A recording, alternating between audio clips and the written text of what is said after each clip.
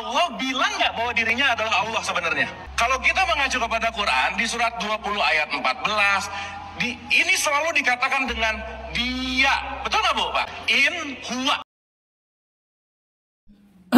Ini komedi yang benar-benar komedi ya. Mungkin begitu caranya kalau Al-Quran dibahas dengan cara sulap. Sulap itu kan tidak sesuai aslinya ya. Hanya penampakannya saja. Seperti bengokin sendok. Seolah-olah sakti membengokin sendok. Tapi kan ada triknya. Artinya apa? Apa yang kita lihat itu tidak seperti aslinya ya. Itu namanya sulap ya. Atau kalau dalam bahasa Arab itu masuknya kepada sihir ya, sihir dalam artian mengelabui pandangan mata. Sekarang bayangkan seorang Ustadz Abu Marlow ingin menarasikan narasi yang wow gitu, bahwa kita ini nyebut Allah itu sebetulnya atas kehendak siapa sih? Seolah-olah Allah kan tidak pernah mau disebut sebagai Allah. Bahkan kalau baca dalam Al-Quran surah 20 ayat 14 ya, yang dia sebut begitu. In huwa katanya. Saya curiga itu Quran sulap mungkin ya. Karena Quran yang aslinya itu, kalau surat 20 itu surat Toha ayat 14 ya. Innani anallahu. Justru Allah lah yang memperkenalkan diri sebagai aku ini adalah Allah. Di mana Pak in huwahnya? Oke, misalnya terbalik ya. Ini lucunya di sini ya. Terbalik. Surat 14 ayat 20. Yaitu surah Ibrahim ayat 20. Wa madzalika 'alallahi biaziz. Dua-duanya ayat ini mau 2014 atau 1420 sama-sama firman Allah yang isinya memention nama Allah. Innani anallah wa madzalika 'alallah. Lalu Quran apa yang dipakai Pak Abu Marlow ini? Jangan-jangan Quran sulap. Karena katanya beliau sebelumnya kan tukang sulap. Ya bolehlah tukang sulap, tapi kalau Al-Quran jangan disulap. Misalnya beginilah, masa iya mentang-mentang tukang potong kayu senso gitu, terus masuk rumah lemari mau disenso juga, terus anak bini mau digergaji juga? Ya enggak lah. Sulap-sulap ya di panggung sulap. Ini panggung dakwah ya. Panggung dakwah jangan seperti orang main sulap, di mana menunjukkan hal-hal yang tidak sebetulnya. Kita tahu ya, namanya sulap kan begitu. Kita memandang seolah-olah itu real, padahal ada trik. Kalau sudah by trik, berarti kan tidak real. Hanya saja di pandangan orang lain seolah-olah real. Itu sulap ya. Ya kalau disebut sihir, sihir dalam artian yang sahiru ayunan nas ya. Seperti tongkat Nabi Musa dulu. Tongkat Fir'aun, tongkat anak buahnya Fir'aun itu sihir. Kenapa? Karena hanya kelihatannya seperti ular. Bagi yang lihat, aslinya bukan ular. Tongkat Nabi Musa bukan sihir, memang jadi ular beneran. Nah itu ya. Sebetulnya ada yang lebih penting di sini kalau kita bicara tentang nama itu lebih spesifik mana sih? Nama yang berbentuk nama orang ya, atau isim domir? Nah, itu perdebatan ulama nahu panjang sekali. Tetapi mayoritas ya, mayoritas ulama nahu itu mengatakan isim domir itu a'raful ma'arif. Jadi isim yang paling makrifat, isim yang paling dikenal, isim yang paling spesifik, isim yang paling khusus, isim yang paling genuine ya, itu adalah isim domir. Itu pendapat mayoritas ulama nahu. Tapi Imam Sibawahi berpendapat berbeda. Kalau kata Imam Sibawahi itu isim dohir. Cuma ya, saya nggak usah baca-baca kitab lah ya, ini pengetahuan dasar saja. Cuma ya, pembahasan antara isim dohir dan isim domir, bahwasanya isim domir kata ganti itu lebih makrifat, ay ad-domiru a'rafu minad dohir, itu keluar dari bicara tentang Allah sebagai isim dohir. Jadi antara Allah dengan huwa lebih spesifik mana? Itu ijma' mengatakan lebih spesifik Allah. Hatta ulama yang mengatakan sebetulnya lebih spesifik huwa karena isim domir. Allah kan isim dohir, nama. Tetapi untuk Allah khusus. Allah itu a'raful ma'arif, nama yang paling spesifik. Nah itu ya. Jadi kenapa mau diganti huwa? Kita bersyahadat saja asyhadu alla ilaha illallah, bukan ilahua. Anda takbir saja Allahu akbar, bukan huwa akbar, bukan begitu. Alhamdulillah, bukan alhamdulillahu ya.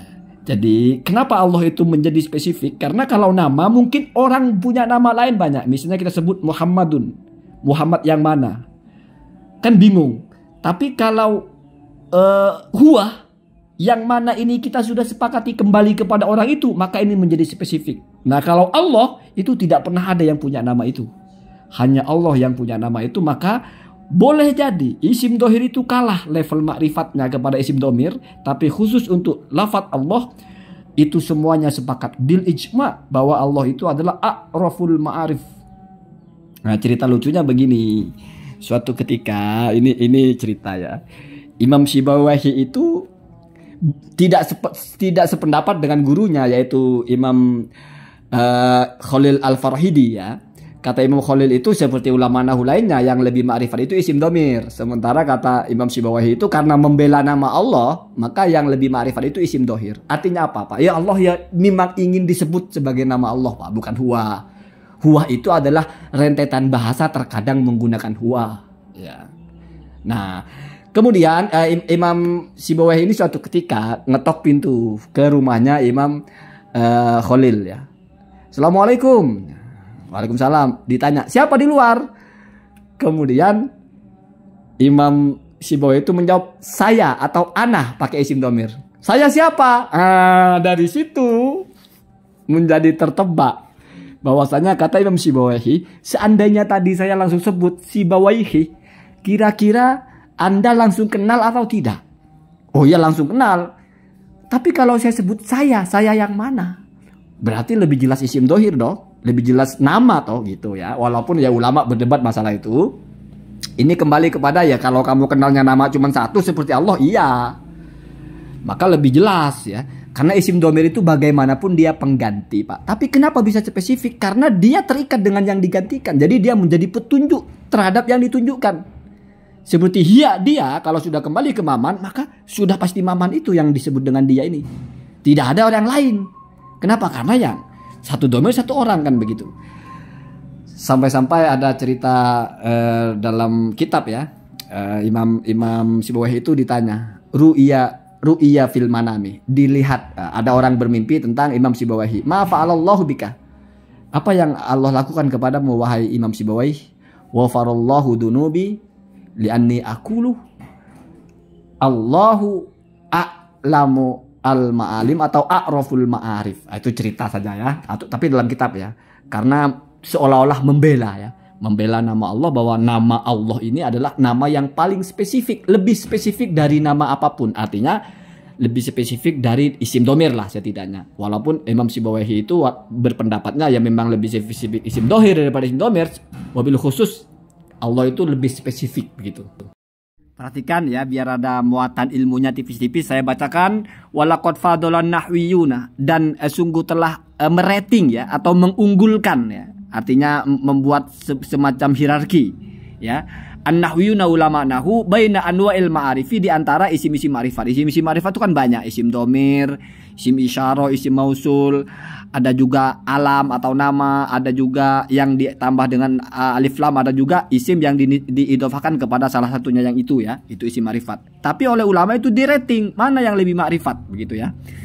Waqtalafu, dan mereka berbeda pendapat fi a'rafil ma'arif, di dalam mana isim yang paling ma'rifat, apakah domir atau alam, nama orang ya.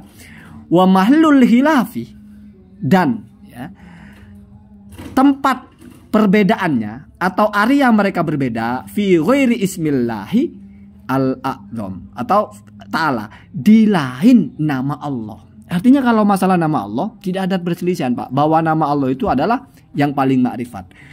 Fa innahu, maka sesungguhnya nama Allah itu a'raful ma'arifi, adalah paling ma'rifatnya dari semua isim ma'rifat. Jadi boleh berbeda pendapat tentang mana yang lebih ma'rifat, isim domir atau nama orang. Tetapi kalau masalah Allah nggak ada perbedaan pendapat itu ya. Kenapa? Karena nama Allah itu sebagai nama yang paling ma'rifat bil ijma'i, secara ijma' begitu ya.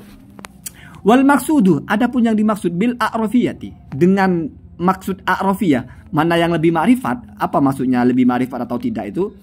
Bu'dukhtiyajil lafdi fit taudihi, yaitu jauhnya dia atau tidak butuhnya dia, bu'dul ikhtiyaj itu jauhnya kebutuhan, ila taudih kepada penjelasan ya.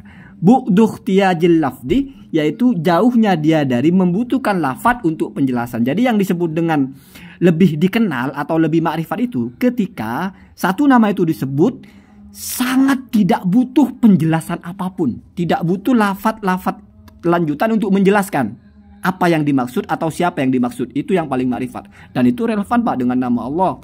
Ketika orang sudah sebut Allah, semua sudah paham. Wajibul wujud ya. Allah adalah zat yang Maha Esa, yang pasti ada. Jadi nggak butuh penjelasan. Nah, itu ya disebut dengan a'raful ma'arif.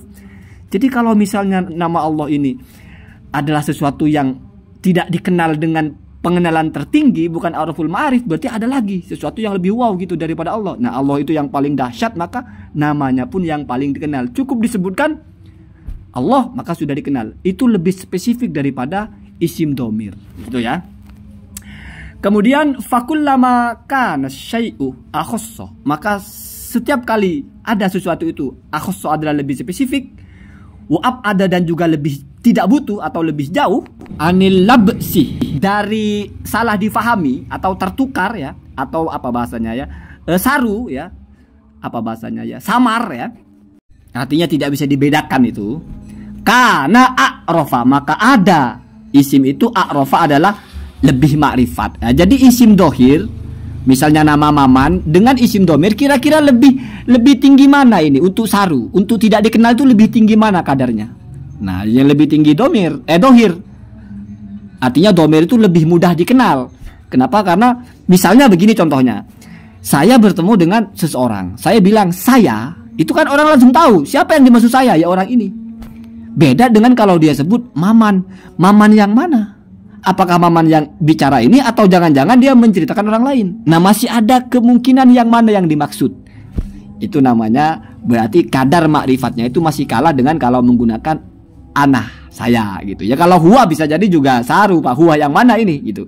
Atau kalau berdua saya bilang kamu, kan udah jelas Pak, kamunya ya yang di depan itu.